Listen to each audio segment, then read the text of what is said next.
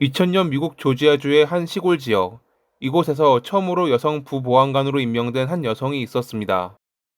그녀는 말타기를 좋아했고 총을 다루는 데 능숙했으며 낚시와 사냥을 즐기던 인물이었습니다. 하지만 그 여성은 1년 뒤 자신의 남자친구를 살해하고 드럼통에 콘크리트로 채워 시신을 유기한 혐의로 체포됐습니다. 그녀의 이름은 트레이시 포트슨. 트레이시는 자신이 누명을 쓴 거라고 주장했고, 그녀를 두둔하는 사람들과 비난하는 사람들이 나뉘어 다툼을 벌였습니다. 과연 이 조용했던 시골 마을에서는 어떤 일이 있었던 것일까요? 오늘의 이야기를 시작합니다.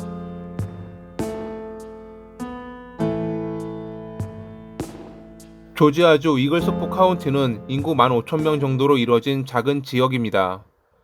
이곳에서 여성으로서는 최초로 부보안관으로 임명된 트레이시는 작은 거인이라고 불렸습니다. 키 168cm, 체중 63kg, 군살 없는 근육질 몸매에 운동을 좋아하고 트럭을 몰며 강한 인상을 주는 전형적인 터프한 여성이었습니다. 하지만 그녀의 어린 시절은 그리 평탄하지 않았습니다. 알코올 중독자인 아버지에게 자주 괴롭힘을 당했던 그녀는 스스로를 지키기 위해 강한 사람이 되기로 결심했습니다. 경찰이 되기로 마음먹은 것도 바로 이런 어린 시절 때문이었습니다. 그런 성장 배경은 그녀를 더 단단한 사람으로 만들었죠. 트레이시는 20대 초반에 이미 결혼과 이혼을 경험했습니다. 첫 결혼은 고등학교 시절 만나 열정적으로 빠졌던 남성과의 관계였고 결국 이혼으로 마무리됐습니다. 이후 또 다른 짧은 결혼이 이어졌지만 역시 이혼으로 끝나고 말았습니다. 그녀는 점차 남성에 대한 신뢰를 잃어갔고 그 감정은 사람들과의 깊은 관계 자체를 회피하게 했습니다. 이런 그녀의 인생에 다시금 남자가 등장한 건 전혀 예상치 못한 순간이었습니다. 1999년 여름, 그녀는 한 식당에서 우연히 덕이라는 남성을 만났습니다. 그는 과거 그녀와 한번 데이트했던 인물로 당시엔 마음에 들지 않아 거절했던 사람이었습니다. 그러나 이번엔 달랐습니다. 그는 체격이 더 커졌고 말투도 점잖아졌으며 무엇보다 진심으로 다가오는 태도를 보였습니다. 전직 헬스 트레이너자 보디빌더였던 그는 외모도 뛰어나고 유머 감각도 있었습니다. 둘은 빠르게 가까워졌고 더그는 트레이시의 딸까지 챙기며 가족 같은 관계를 만들어갔습니다. 그들은 서로의 상처를 알아보고 위로하며 함께 미래를 꿈꿨습니다. 결혼 이야기까지 오갔고 주변 사람들도 그들을 축복해 주었다고 합니다. 그러나 그들의 관계는 시간이 갈수록 불안정한 요소를 드러냈습니다. 너무도 빠른 감정의 진전은 곧 의심과 통제로 바뀌었습니다. 질투, 오해, 불신이 쌓여가며 두 사람 사이에 금이 가기 시작했죠. 더그가 질투심을 보일 때마다 그녀는 위협을 느껴야 했습니다. 그는 그녀가 자기 친구와 함께 운동하는 것조차 참지 못했고 감정적으로 폭발하는 일이 잦았습니다. 트레이시도 마냥 희생자였던 것만은 아니었습니다. 일부 증언에 따르면 그녀 역시 더그를 통제하려 했고 그의 일거수일투족을 감시하며 갈등을 키워갔습니다. 그들의 관계는 점차 사랑이 아닌 의심과 불신으로 채워져 갔죠.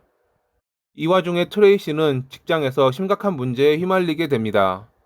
보안관 사무실 내에서 성희롱을 당했다고 주장하며 동료들을 고소하게 된 것입니다.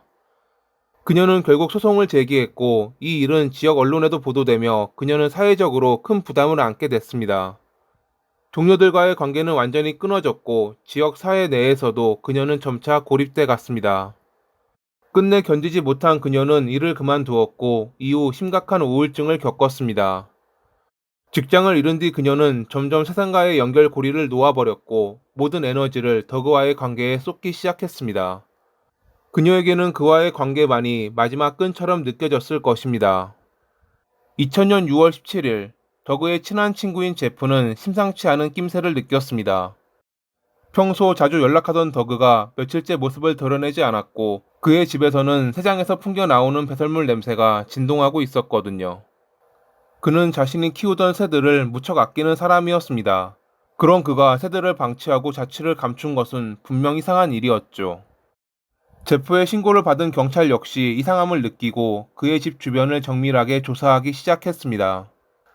더그의 트럭은 인근 차고에서 발견됐는데 차량 앞 유리에 붙어 있던 "이 트럭을 부탁해" 라는 메모는 경찰의 시선을 사로잡았습니다. 그가 평소 사용하던 문체나 표현 방식과도 달랐고 메모를 붙인 테이프는 경찰이 지문 채취에 사용하는 특수 테이프였거든요. 경찰은 이 메모가 그가 쓴 것이 아닌 누군가 위장을 위해 남겨둔 것이라 생각했고 그들의 시선은 점점 트레이시에게 향했습니다. 그녀는 그를 6월 초에 마지막으로 보았고 그 뒤로 연락을 끊었다고 주장했습니다. 하지만 경찰이 확보한 통신 기록과 주변 진술은 그녀의 말과 일치하지 않았습니다. 그녀의 핸드폰 신호는 사건 직전까지도 더그의 집 근처에서 여러 차례 포착됐고 두 사람의 마지막 다툼이 격렬했다는 목격담도 이어졌습니다. 경찰이 그녀를 의심하며 조사를 이어가는 가운데 한 마을 주민이 숲에서 플라스틱 드럼통 하나를 발견했습니다. 이 드럼통은 위장색 페인트로 칠해져 있었고 땅의 일부분이 묻혀 있었습니다. 주변에는 흙이 정리된 흔적과 차량 바퀴 자국이 뚜렷하게 남아 있었죠. 경찰이 드럼통을 열자 악취가 진동했고 그 안에선 콘크리트에 감춰진 더그의 시신이 발견됐습니다. 더운 날씨에 심하게 부패된 상태로 두 겹의 샤워 커튼에 감싸여 있던 그는 머리에 총상 하나와 몸에 몇 군데의 자상이 남아 있었습니다. 실종해서 살인으로 사건이 전환되자 경찰은 유력 용의자인 트레이시의 집과 차를 수색했습니다. 그녀의 차에서 콘크리트 가루와 화분용 흙, 그리고 위장색 페인트 흔적이 발견됐습니다. 집 안에서도 이상한 점들이 발견됐습니다. 그녀의 욕실에는 새 것으로 보이는 샤워 커튼이 설치돼 있었고 빨래통에는 피를 닦은 것으로 보이는 수건이 남아 있었습니다. 욕조 배수구에서는 정체불명의 섬유질과 조직물까지 수거됐고요. 부엌 싱크대 아래에서는 콘크리트 포대의 일부 포장지와 함께 영수증이 나왔고 해당 영수증에는 사건 발생 며칠 전 날짜로 콘크리트와 드럼통을 구매한 내역이 적혀 있었습니다. 신문 중 트레이시는 자신이 그것들을 샀다고 인정했지만 그의 죽음과 연관이 없다며 범행을 부인했습니다. 2001년 7월에 그녀는 7살인, 증거인멸 등의 혐의로 기소됐습니다. 검찰은 이번 사건을 계획적이고 의도된 범죄로 규정하며 그녀가 질투와 배신감에 휩싸여 그를 살해했다고 주장했습니다. 법정에서는 그녀가 구매한 콘크리트와 드럼통, 차량에서 발견된 증거물들, 주변인들의 진술 등이 차례로 공개됐고 탄도 전문가의 증언을 통해 범행에 사용된 총알이 트레이시의 개인용 소총과 일치한다는 분석 결과도 제시됐습니다. 그럼에도 그녀는 나는 그를 사랑했다라고 눈물 지으며 모든 범행을 부인했죠. 변호사는 여성 혼자 저지르기에는 힘든 점들이 존재한다며 누군가 그녀에게 누명을 씌운 것이라 주장했습니다. 하지만 배심원단은 3시간의 심의 끝에 유죄를 판결했고 재판부는 그녀에게 가석방 불가능한 종신형을 선고했습니다. 그녀는 항소를 통해 더그가 전과자고 불량한 사람들과 어울렸으며 새로운 탄도학 전문가를 증인으로 내세워 그의 머리에 남은 총상이 그녀의 총과는 다른 종류일 가능성이 있다는 주장을 펼쳤습니다. 하지만 이번에도 배심원단은 유죄를 판결했고 재판부 역시 그녀에게 두 번째 종신형을 선고했죠. 지금도 트레이시는 자신의 범행을 부인하고 있습니다. 모든 것이 누군가 자신에게 누명을 씌운 것이라고요. 트레이시의 가족 말고도 더그의 어머니 역시 그녀가 유죄라고 믿기 어렵다는 인터뷰를 하기도 했습니다. 내 아들도 완벽한 사람은 아니었고 가끔은 감정적으로 격해질 때가 있었다 라고 말이죠. 정말 그녀가 그 모든 걸 혼자 해냈던 것일까요? 아니면 누군가의 덫에 걸린 것일까요? 만약 밝혀지지 않은 진실이 있다면 언젠가는 밝혀지길 바라며 이만 마칩니다. 오늘도 시청해주셔서 감사합니다.